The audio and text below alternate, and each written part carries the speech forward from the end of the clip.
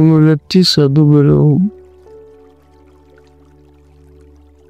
मिलवें सर्वभाव मंगलमय मंगल करन नयो बारंबार धन्य धन्य सद्गिरस कद महिमा हे न जाए जो कछ हो तुम्हारी कृपा मौत कछु नहीं समवेत समादरणीय सज्जन वृंद आदरणीय माताओं तथा भक्तिमती बहनों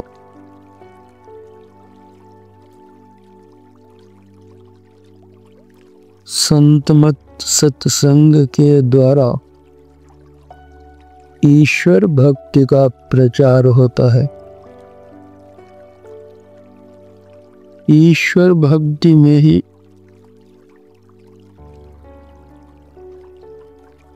प्राणी मात्र का कल्याण निहित है,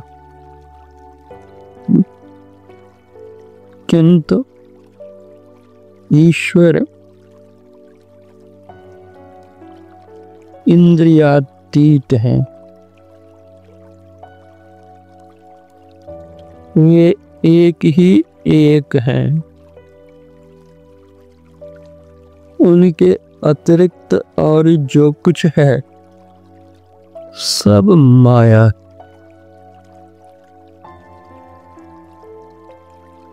संतों ने माया की अभिव्यंजना विविध भांतियों से किया है।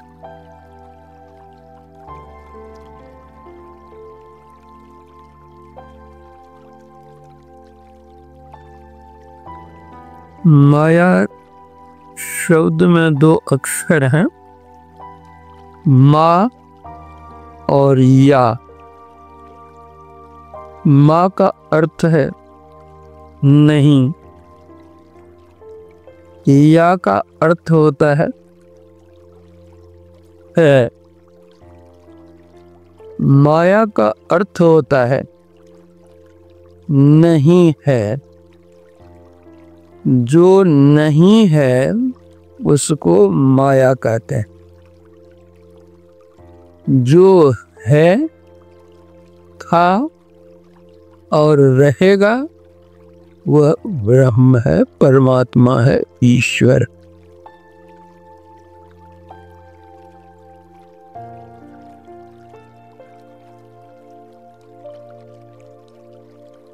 माया का भ्रम कहा गया। माया को मृग मरीचिकावत कहा गया।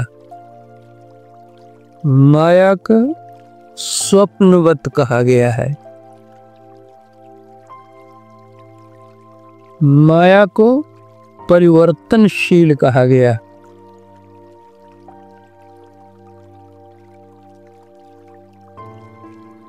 जिस चीज को हम जिस रूप में देखते हैं वास्तव में वह चीज वैसी है नहीं, यह माया। जैसे बैसाख जेठ की दोपहरी में जब रेतीले मैदान पर सूरज की किरण पड़ती है तो मृग के लिए वह जल सा भासता है। उसको मालूम पड़ता है कि जल है। उसी जल के पीछे दौड़ते दौड़ते बेचारे की जान चली जाती है, जल तो है नहीं। उसी तरह यह संसार मृग मरीचिकावत है। हम इसके पीछे दौड़ते हैं, दौड़ते दौड़ते मर जाते हैं। मिलता कुछ नहीं है, जैसे मृग को कुछ नहीं मिलता है, जान जाती है। संत पलटूदास जी कहते हैं, माया ठगनी बड़ी, ठगी यह जात है, बचे नैया से को लगी दिन रात है। कौड़ी नाही संग करोड़नी जोड़ी के, अरे हारे पलटू गए हैं राजा रंग लंगोटी छोड़ी है। पद प्रतिष्ठा पैसा, इसी के पीछे हम लोग मर रहे हैं। अब मरते मरते मर जाएंगे। एक दिन ऐसा आवेगा कि कोई पूछेगा तक नहीं। आज हमसे कोई पूछे आपका क्या नाम है, बतलावेंगे फलाना नाम। आपके पिताजी का क्या नाम है, कहेंगे अमुक नाम है। आपके दादाजी का क्या नाम है, तो सो भी हम बतला देंगे। अगर हमसे पूछे कि आपके दादाजी के दादाजी का क्या नाम है, नहीं बतला सकेंगे। जिस कुल वंश में हम जन्म लिए हैं, हम ही अपने दादाजी के दादाजी का नाम नहीं जानते हैं। एक दिन तो हमारे भी पोता होंगे, उसको ही पोता होंगे, तो हमको कौन जानेगा। तो फिर मर रहे हैं किसके लिए। जब हमारे कुल वंश के ही लोग हमारा नाम नहीं जानेंगे तो दुनिया क्या जानेगी। फिर मर रहे हैं हम किसके लिए।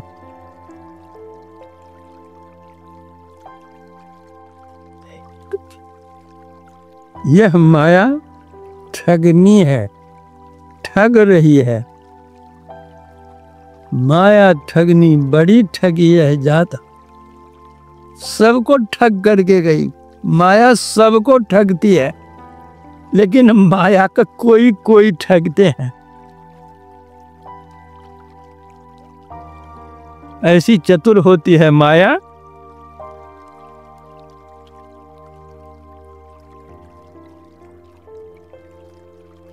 कबीर साहब ने कहा, चेत करू बाबा बिलाए मारे मटकी।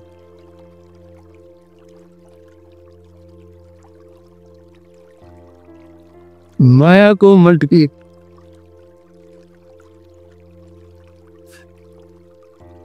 साधारण जन की बात कौन कहे। कहते हैं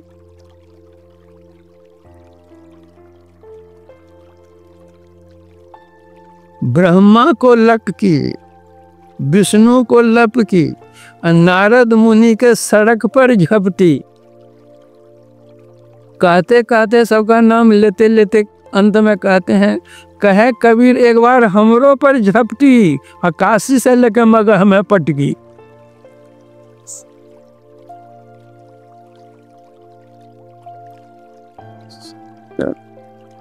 ये माया है।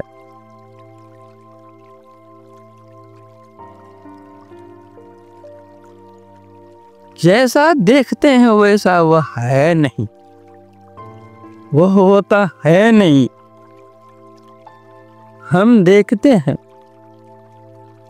कि हमारे यहाँ मित्र आए हैं, स्वप्न में देखते हैं, और उस मित्र के लिए जो आओ भगत करना चाहिए, जितना स्वागत, जितनी सेवा, जितना सत्कार, जो कुछ होना चाहिए, सब कुछ हम करते हैं।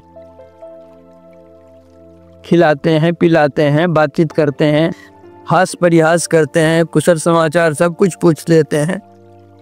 कब तक? जब तक हम स्वप्न में रहते हैं।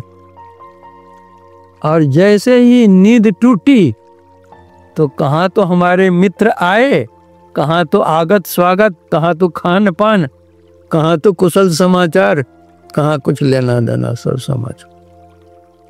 उसी तरह जब तक हम अज्ञान की नींद में सोए हुए हैं,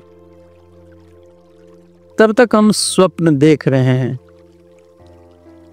यह माया स्वप्नवत है, वास्तव में कुछ है नहीं।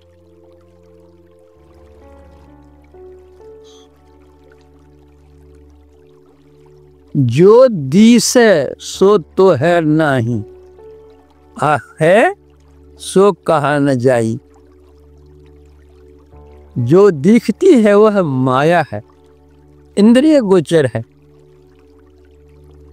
और जो इंद्रिय अगोचर है वह दिखता ही नहीं है, वही है परमात्मा।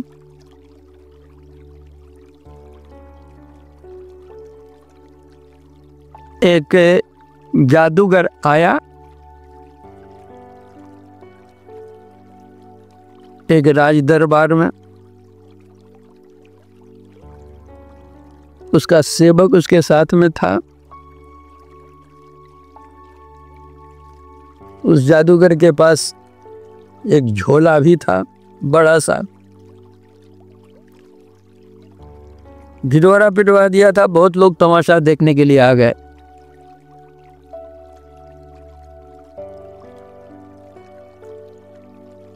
सब लोगों के देखते देखते वह जादूगर अपना झोला खोलता है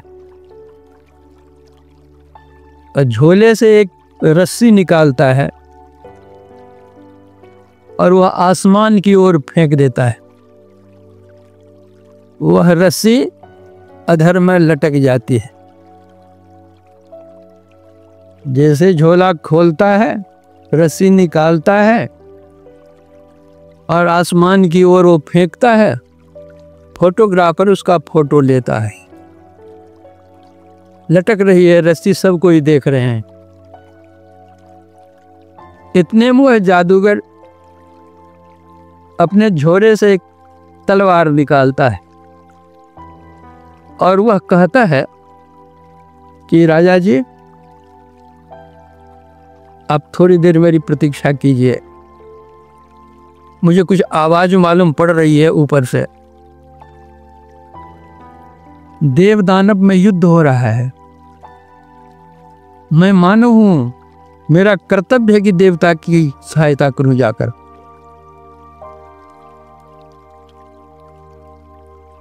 वो तलवार को कमर में बांधता है और रस्सी को पकड़ते हुए वो चला जा रहा है।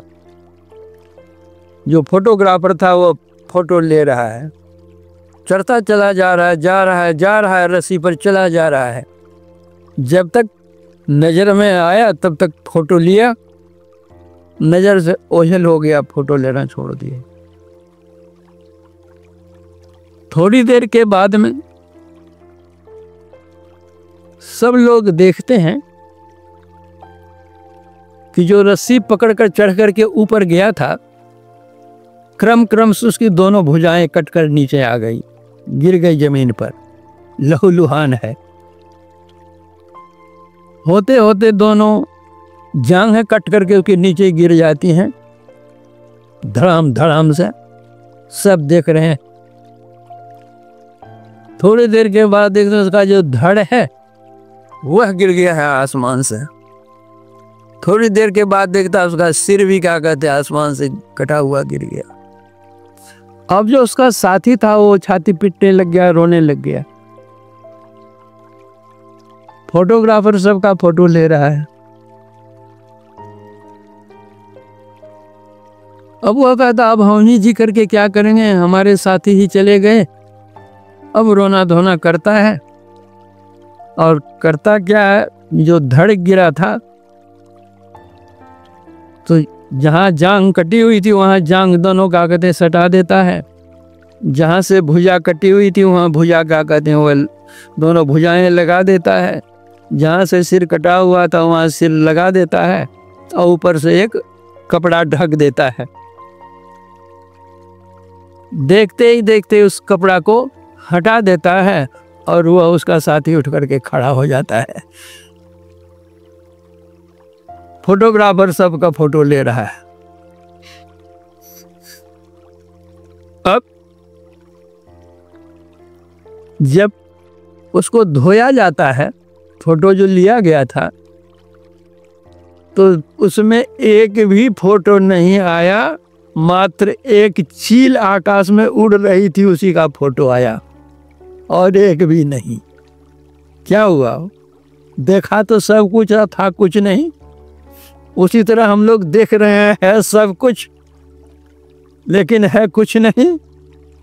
जैसे एक चील आकाश में उड़ती हुई दिख पड़ी, उसी तरह एक परमात्मा ही है और कुछ भी नहीं है।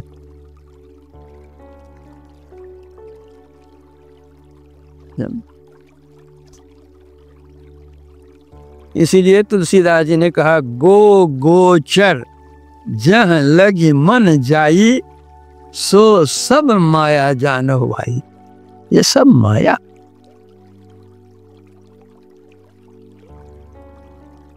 हम लोग मायाधीन हैं। संत मत बतलाता है उस मायापति को पकड़ो, माया तुम्हारे अधीन हो जाएगी। अभी तुम माया के अधीन में हो, और जब मायापति को पकड़ लोगे तो माया तुम्हारे अधीन में हो जाएगी। जिस माया के लिए हाय हाय हाय हाय कर रहे हो तुम, और तो स्वतः आएगी, उसको बुलाने की जरूरत नहीं है। अरे हम लोग जाते हैं कपड़े वाले की दुकान पर, पूछते हैं इस कपड़े की कितनी कीमत है, वो बतलाता है कि इतनी कीमत है। तो हम लोगों की आदत है ना कुछ मोल मोलाई करने की, कहते नहीं कुछ कम कीजिए, कहते नहीं हमारे यहाँ एक दाम है, देना है तो दीजिए, नहीं लेना है तो नहीं लीजिए, हमारे यहाँ एक दाम है। या कहीं मोल मोलाई वाला भी हुआ तो कुछ मोल मोला करके पाट पटा करके 19-20 करके दे भी देता है। जब वो कपड़ा देने लगता है एक प्लास्टिक के झोला में वो करके हमको देता है। मोल मोलाई जो कुछ करते हैं हम तो कपड़े के लिए मोल मोलाई करते हैं, लेकिन वो झोला अपनी तरफ से हमको दे देता है मंगनी में, उसके लिए मोलाई नहीं करते। उसी तरह जो परमात्मा का भजन करते हैं, परमात्मा को पा लेते हैं, तो माया तो झोला हम मंगनी में क्या कहते हैं वो आ जाती है। झोला के लिए कुछ अलग से चुकाना नहीं पड़ता है। तो आप कहेंगे कि बनिया बहुत चालाक होता है, उस झोला का दाम भी क्या कहते हो, थैला का भी दाम उसी कपड़े में जोड़ करके पहले ही ले लेता है। तो परमात्मा भी कम बनिया नहीं है, सर से बड़का बनिया वही है, सब जोड़ जाड़ करके ले लेता तो अपना दर्शन देता है।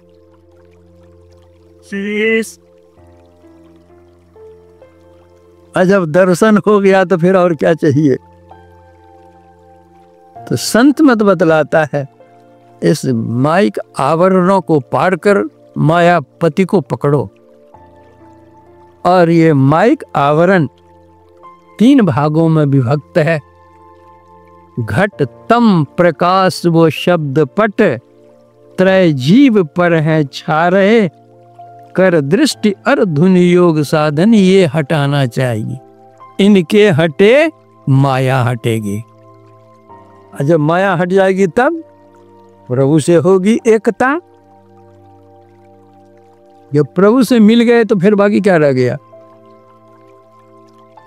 अंधकार प्रकाश और शब्द ये त्रैपट है, ये माया है। करी दृष्टि और धुन योग साधन, दृष्टि योग की साधना और नादान संधान की साधना करने से ये त्रय आवरण दूर हो जाएंगे। प्रभु से होगी एकता, मिल करके एक हो जाएंगे। फिर द्वैत भाव नहीं रहेगा, माया का लेश नहीं रहेगा, भाव क्लेश में हुए निशेष हो जाएंगे। तो हम ऐसी भक्ति करें, उस प्रभु को प्राप्त करें। माया के लिए हाय हाय नहीं करें, माया स्वयं आएगी, बिना मांगे आएगी।